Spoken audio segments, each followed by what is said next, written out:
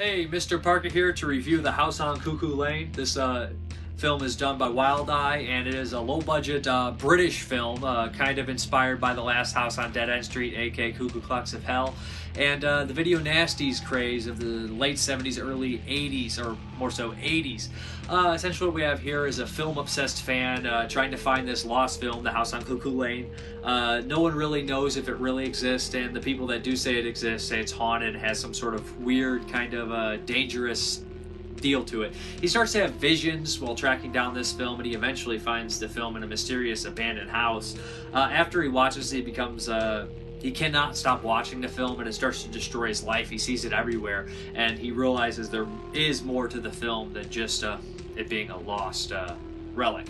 What happens here is after that is pretty typical. You kind of guess what's going on, but the story itself is not typical. The only movie I can think of similar to this is The Hills Run Red by Dave Parker, which is actually a pretty cool movie.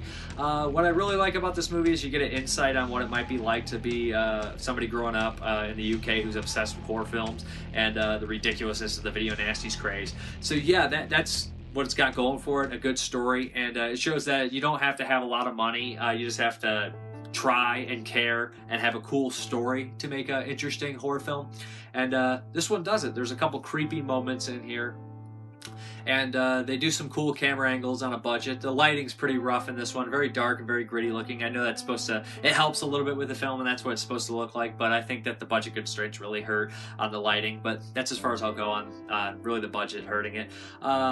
The acting's fairly decent in this one. I had no complaints. I thought it was pretty cool. Pretty much two leads, two actors, and pretty much two people made this whole movie. The two leads in here did pretty much everything on it, from the directing, writing, editing, and score. So yeah, if you like super low budget films and you have an interest in the video nasties and tape hunting and things like that, then I would say check this one out. It's pretty cool. The commentary on here is also decent. Both the guys on there seem really candid, really funny, know their horror films, and genuine guys I probably would like to hang out with. There's also the original 30-minute version, which is more like kind of an artsy, kind of creepy deal with a poem kind of going on in the background about it's kind of creepy, and it works fairly well. I prefer the full-length version, which is kind of a rarity. The soundtrack on here is actually one of the strong points as well. A lot of droning, a lot of haunting things, kind of making you wonder if you're losing your mental state is going to shit, I guess I'll say.